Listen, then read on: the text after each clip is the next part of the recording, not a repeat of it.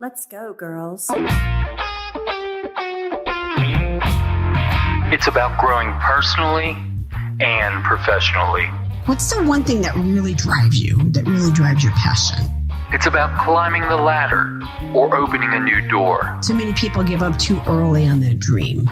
It's about enjoying your professional journey. I enjoy what I do. It's about keeping things real. So the interview is an interview in the interview. I like this. It's all about you. But I knew that there was something else I wanted to do with my life. I knew I wanted to help people. This is Up or Out with Connie Fife. We love your voice. You need to be on radio. And now, your host, Connie Fife. Hello, this is Connie Fife, your unstoppable diva, and welcome to Up or Out with Connie. I am so excited to be here today. We have an awesome guest, somebody that I know from the C-Suite Network. And as you all know, I am the premier female headliner on the C-Suite Network, but we've also added iHeartRadio and Sirius XM to our lineup. So we are hitting over 900 networks around the globe, and that takes us to about 2 million listeners. So be sure you're listening each week and go over to iTunes, and we'd love to have you subscribe to the network, and also go over to our Facebook group, Up or Out Network. And when you see one of our episodes populate in that group, type in #Unstoppable Together, and we are going to be sending out lots of free goodies to you to help you scale your business. And if there's anything else you want to hear on the show, type it in the Up or Out Network in Facebook and say, hey, we're really looking, for more information on marketing. We're looking for more information on how to become a podcaster. Put that in there and we'll bring all of that information back to you, because we are here to serve you, our listeners, because you are the ones that are making us number one. So back to the show. So the question is, do you desire to move up and be heard in the boardroom? Or are you looking to become a highly paid expert and an entrepreneur? Whatever that is, we got it all right here for you. So to quote for today is, it always seems impossible until it gets done. It's always impossible until you do it. And when you do it, and then you're always going to say, that was easy. But it doesn't work until you start. So make sure that you do. So it's doing the right thing. What is your definition of leadership? It's doing the right thing. Managers and people who do the right things, and leaders are people doing the right thing. They're leaders. That's who leaders are. So remember that. And think about your definition of leadership. So hang in there. We need to take a really quick sponsor break, because they're the ones paying the bills. And we'll be right back with today's guest. Hi, this is Connie Fife, your unstoppable diva, your host of Up or Out with Connie. I am thrilled to be a headline show on C-Suite Network, where you can grow your brand, grow your tribe, and be unstoppable. We are the hottest podcast for entrepreneurs, C-level executives, and market leaders. And you can hear me each week right here on the C-Suite Network. Also on Conscious Business Network, iTunes, Stitcher, iHeartRadio, Sirius XM, and over 900 stations around the globe. Be sure to follow me on LinkedIn, Facebook, and Twitter. Thanks for listening. Be bold, be connected, and be unstoppable. We're back and you're listening to Up or Out with Connie, and it is time to turn up the volume, because we have an exciting guest for you today. Provocative strategies on innovation, leaders of a 20,000 person innovative practice, author of 5 books, creator of high-performing innovative teams. He's been featured in multiple national magazines, board member of the National Speakers Association, certified speaking professional, Speaker Hall of Fame inductee. He's also a mentor and judge of TLC's Girl Starter. Welcome to the show, my good friend, Stephen Shapiro. Stephen, Hey. Welcome to the show. Connie, great to be here. Thanks so much for having me. I'm so excited that you're here. I know we tried to for a bit of time, but that only says, hey, we're busy. We're trying to make it happen, trying to get it together. So let's talk about innovation for a minute, because just like leadership, innovation has so many different definitions out there. So in the terms of innovation and the teams that you've led and high-performing teams, how do you differ innovation within the company so they're doing the best and they're being the best at everything that they can be? Well, I think that the key thing with innovation is to recognize that it's not about new products or processes or even ideas, which is, what a lot of people tend to think about. Maybe it's brainstorming. It's actually none of those. I mean, there's a reason why we innovate, and it's to stay relevant. Because if you're not staying relevant, well, then you're not going to have much of a business. And so it's about purposeful change. It's about adapting to meet the needs of the market. And it's about doing that quickly, because change, if it goes too slowly, everybody's going to outpace you and you'll be out of business. So that's really the key here, is to get very clear on why we're innovating as the starting point. Now, I like how you talk about don't think outside the box, but find a better box. Because I remember back, years ago, when I was still working at the U.S. Chamber, I believe it was, and one of my feedback that I received was that I'm an outside the box thinker. And the more and more I thought about that and think about that over the years, I'm like, that's not really a good thing. So when you say find a better box, I know exactly what you're referring to, because when you think outside the box, you're like an octopus and you got too many things going on, where, think what's inside the box. So how do you look at that? What is your definition of that? Well, I liked your little octopus definition there. I think that was pretty cool. I mean, here's the reality: is you give somebody a blank sheet of paper and ask them to come up with an idea. Right. They will, but it's going to be the same types of ideas we've always come up with in the past, because the brain is actually wired to focus on the past and bring it into the future. So the whole concept of finding a better box means don't expand your thinking, but you need to look in a different place. And it is about the question. We, in innovation, a lot of times get so caught up in ideas. We have suggestion boxes, idea management systems, and those things really don't provide the greatest level of value. The best value you can get is by helping people ask better questions and ask them in a better way as a means of accelerating the types of solutions you'll develop. So and I was told you're really good, you're excellent at what you do, and you think outside the box. That really doesn't serve me well today. I need to look for that different box. But I like how you said, like, ask questions. And in some cultures in business, because I do still do a lot of work in corporate, sometimes people are afraid to come forward to ask those questions. Well, but that's what we need to create, is an environment that allows for that. Because the question, we always say, don't bring me problems, bring me solutions. Right. But I actually think that's the wrong message. The message should be, how do we get people to bring me bigger, meatier, juicier problems, greater opportunities? Because there is a means of finding solutions quickly.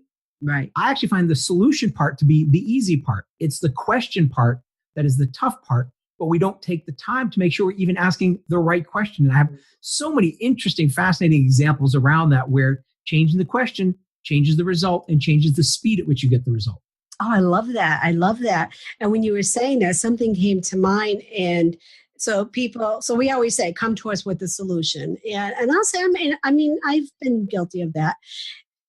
But rather than coming to the solution, come with the question, and perhaps there's that innovative brainstorming that we need to have around that. And the outcome could be much different, rather than doing the same thing over again and just tightening the screw, that was loose or whatever. But maybe there's something really new that we need to look at to make a completely different solution.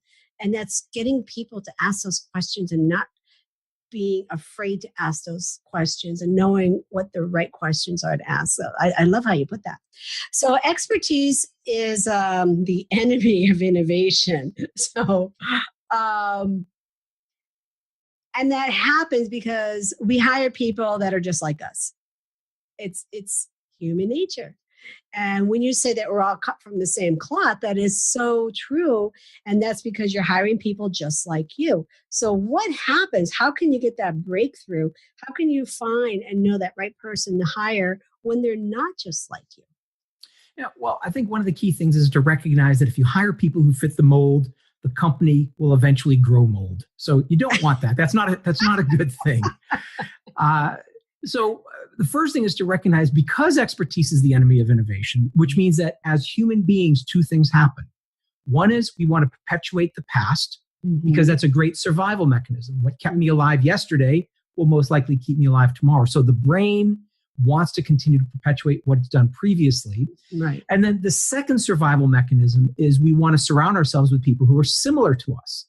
So birds of a feather flock together. That's the truism, not opposites attract.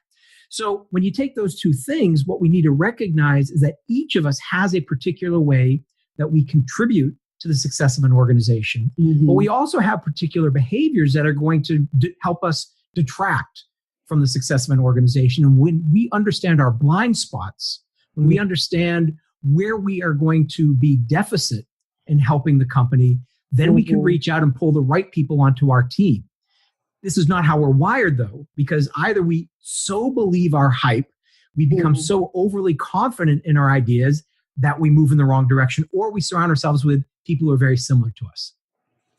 And it doesn't help. I mean, it just doesn't. You can't move if everyone is in the same place and everyone is similar. So I really want to know more about this program that you're involved with on TLC, because again, I was the CEO for Girl Scouts, and I just have an affinity for helping girls grow and be successful. So tell us more about that. Sure. So it's a TV show and a movement called Girl Starter, which I got involved with at the beginning of the year. And the way I got started with the program initially was on the TV show. It was on TLC. Al Roker is the executive producer of the show. And basically what it was is 8 young women between 18 and 24 years old who were paired up, and they would compete against each other to create and launch a new business from scratch. And this went over the course of 6 weeks. Each week was a different step of the innovation process. And I was involved as a judge and mentor on the TV show. And I've been actively involved with the movement since then, trying to promote entrepreneurism and starting business in the younger generation of women. I love that. And I love the movement. And that's something, again, I've been so involved with. It's been 11 years since I've been with Girl Scouts. I still get girls who are now women contacting me for no longer selling cookies, but contacting me for referrals or testimonials, or just to be a mentor. And there's so many of them that I've had that opportunity to work with. So just in awe of what you're doing with the show and the show itself, and how incredible that is. And it's something that we need. And I mean, with a lot of what's happening today, and whether it be politics or the women's movement, but just that movement to show girls that there are so many opportunities out there for them.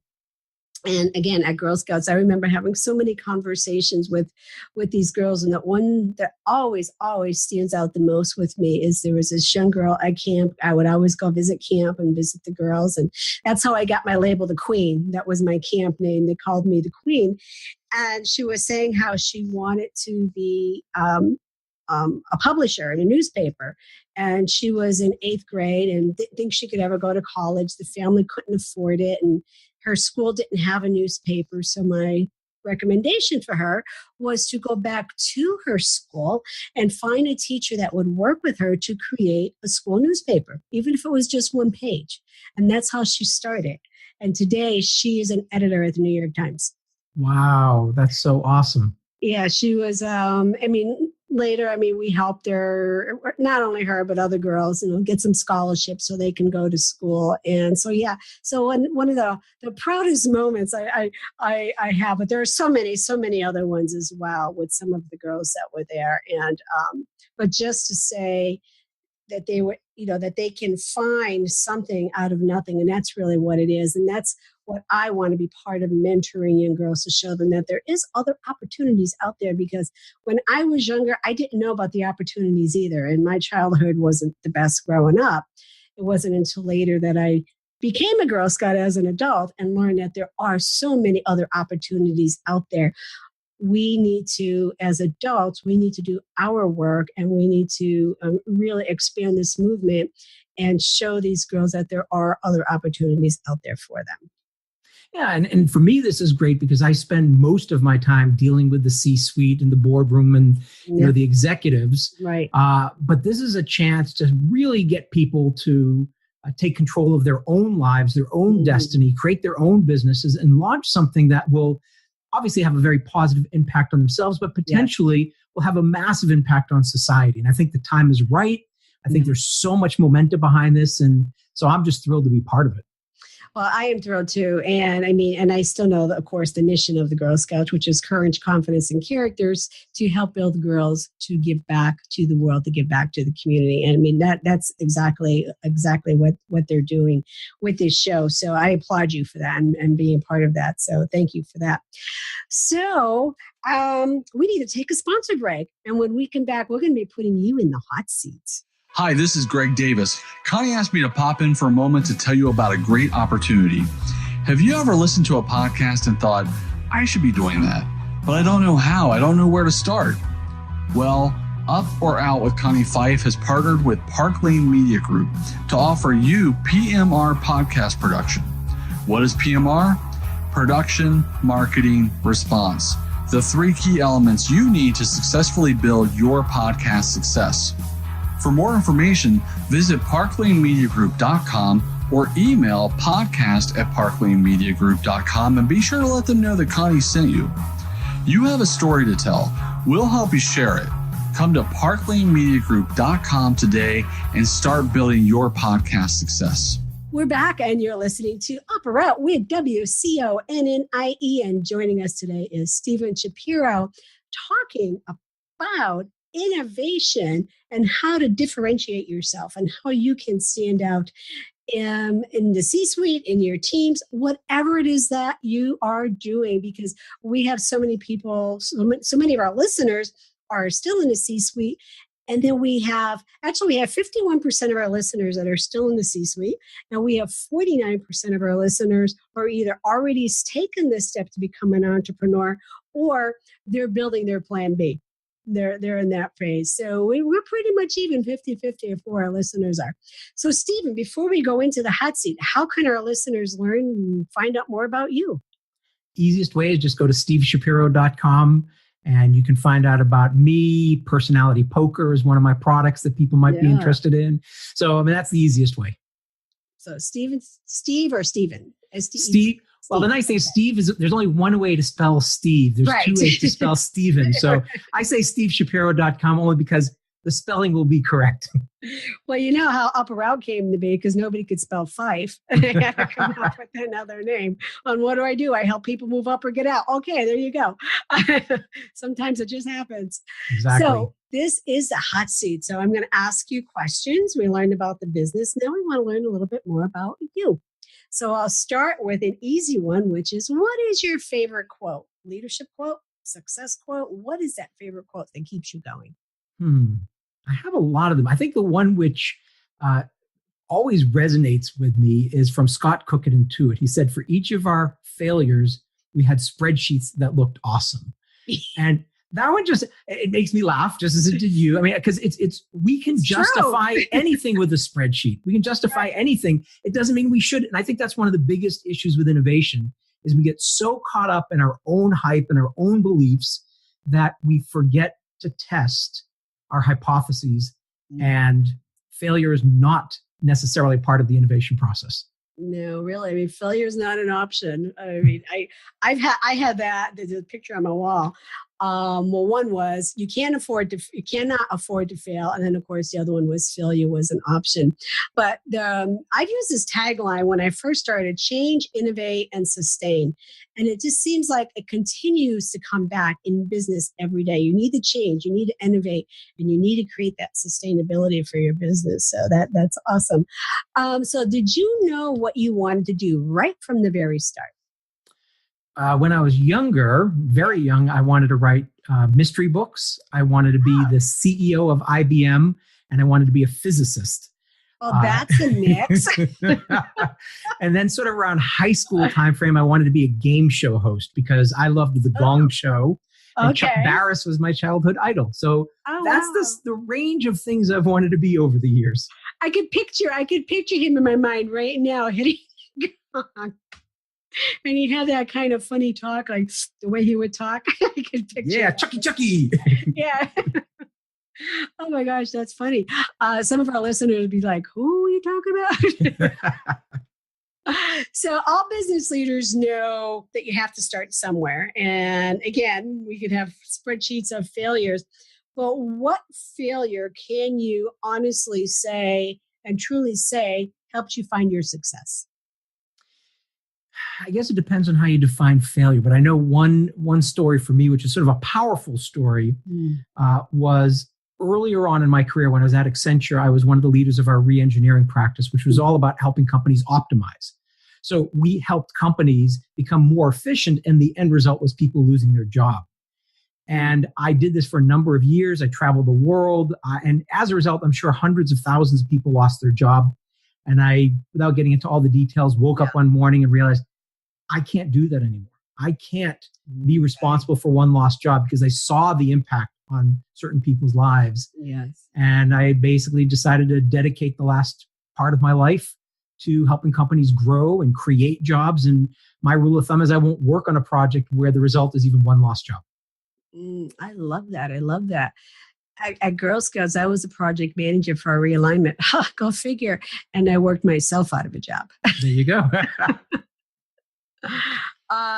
But I was fighting for, the administration team to stay. I was fighting, that they were all able to maintain their job. But if that meant that I had to walk away, I walked away. But I mean, it happens, but I love how that is your vision, that you want to help people and save companies. And really it's saving the people and having them continue and maintain their quality of life. Well, and I think that's the thing which really gets me going is it's one thing to help companies and their shareholders. I think that's important. Right. But I believe that I'm helping society. I'm helping our economy. Yeah. Because if I can help companies grow and create jobs, yes, that's great for them, but it's great for the employees, great for the economy, great for everyone. Right. It's great for everybody. I love that you have take that spin on it, because most people are like, oh, I'm helping a company. And, I always say it's not about the company. It's about the people in the company. The company's only as successful as the people within it. And that's where we have to look at high performance and the leadership and what's going on inside of that. So truly believe in what you vision and what you're doing. So what would you recall was your aha moment when you said, I got this? I'm not sure I've got this yet. Most leaders say that. I'm still looking for it. Well, for me, it's I love the constant quest, and maybe it's just the creative aspect of me. But I'm always, looking at my life, looking how I differentiate in the marketplace, because I think it's important not just for companies to differentiate, but for individuals to differentiate. And so for me, a lot of it just comes down to how can I make the biggest impact with the most people and have the most fun doing it? Because I do think that's an important part. And I'm always twisting and, weaving and bobbing and shifting, and who knows where I'll end up.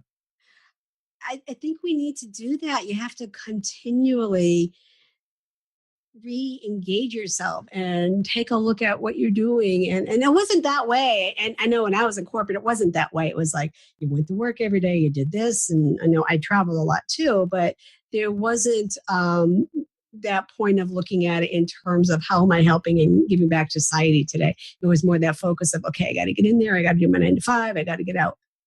So that's great advice. So what advice would you give someone who is just starting out and looking to pursue their path to success? I think there's 2 pieces. The first one is, I always say my best advice is to ignore all advice. And, because when I look at... Show's over. Yeah. Well, because here's the problem is all of us are so...